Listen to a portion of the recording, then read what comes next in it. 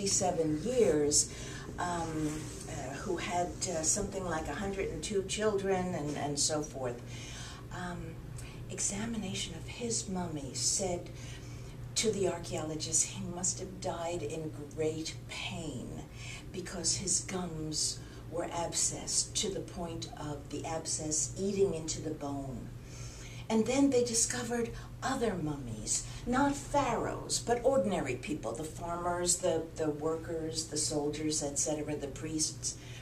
And they said, contrary to the beautiful, slim Egyptians that are portrayed on the tomb walls, the mummies revealed layers and rolls of fat, which was interesting to me, because I would assume anyone who was eating whole grains and veggies and so forth, and just a little bit of meat occasionally, would be like really, really slim and healthy. Doesn't it sound a little bit like the USDA pyramid that was like from 1950 until 1970? You know, whole grains on the bottom and so forth. So, but they weren't.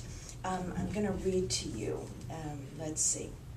Modern nutritional wisdom would predict that the diet of the ancient Egyptians, high in complex carbohydrates, low in fat, no refined sugar, almost no red meat, should have brought health, fitness, and longevity to the Egyptians of old. But it didn't.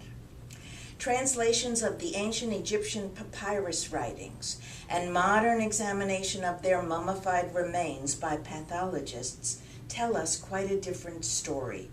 The evidence speaks of a people afflicted with rotten teeth and severe atherosclerosis, suffering from elevated blood pressure and dying in their 30s with heart attacks.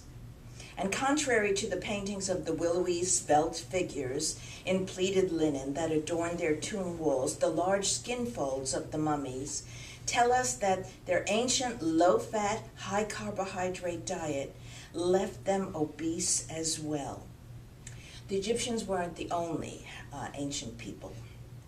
An anthropologist examining the skeletal remains of early man can tell immediately whether the bones and teeth belong to a hunter-gatherer or a farmer, simply by their condition. The hunters grew tall, with strong, well-formed bones and sound teeth, and the remains of the farmers usually show skeletal signs of malnutrition, stunted growth, and tooth decay.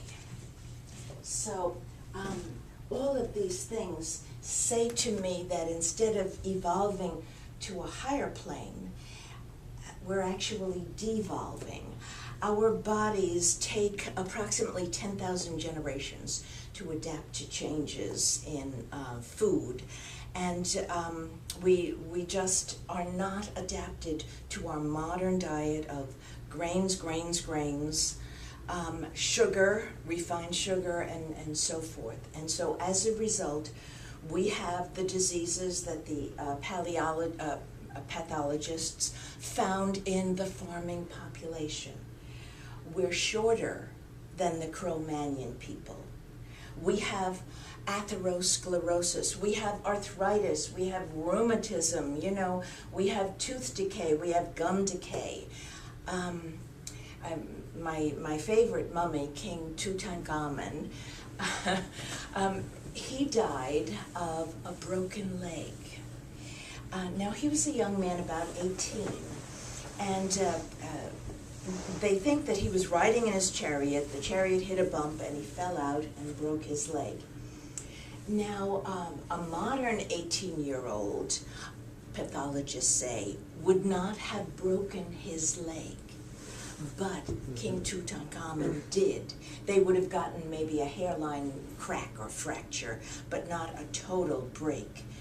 And as a result of the total break, and the bone was probably sticking out through the skin, bacteria entered, and as a result, poor King Tut died of a bacterial infection, which unfortunately they could not cure since they didn't have antibiotics. And it's interesting, too, that if you compare the lifespan of modern people with the lifespan of the Cro-Magnons before agriculture, we see that they had less infant mortality. But that as they grew and developed, because of the challenges that they faced, you know, hunting wild animals with nothing more than a wooden spear with a sharpened stone point, and running and so forth, and maybe exploring a cave and coming upon a 15-foot cave bear, and so forth, that all of these things contributed to the average lifespan being in their 30s.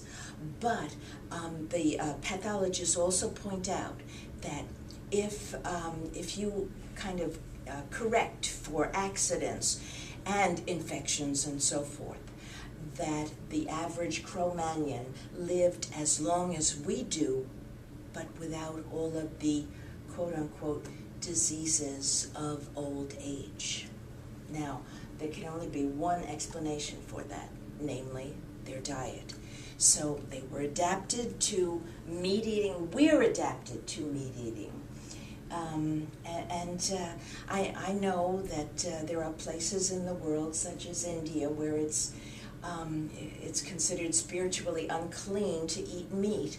But the fact of the matter is that the modern day Indians wouldn't be here at all if their ancestors hadn't eaten meat, developed their brains, developed their bodies, and created a culture of optimism because of the meat eating. Okay. Excellent. Okay. Very good. Thank you, Barbara. You're welcome. Thank you. I don't know if you have any questions or what have you. You got another couple hours? Okay. First thing is I want to just say thank you. That was excellent. But Yeah. you certainly opened up a lot of doors that we got to walk through now. Okay. In your description of the ancient Egyptians being an agricultural society, okay, you mean to tell me that it was the grain-based diet that caused a lot of their heart disease or atherosclerosis, and not the high levels of cholesterol we find in things like eggs and beef? They didn't eat that much. Well, hardly anyone ate beef. Maybe the pharaoh, when a cow or a bull had exhausted its usefulness and was ready to die, it might be slaughtered, and a few people might eat that beef. So if once a year. Right. So if beef wasn't available to them, and maybe even eggs might not have been available, or certainly not pork Not bacon on a regular basis. wasn't available to them. Right. Just a healthy diet of grains. They still developed atherosclerosis. Is it possible that we could draw some conclusions on our diet today? So when people come to us and say, "Oh, I don't eat those things because I'm afraid of having problem with my cholesterol," we now have the opportunity to explain to them the way you just did. There are so many studies at the back of all of these books.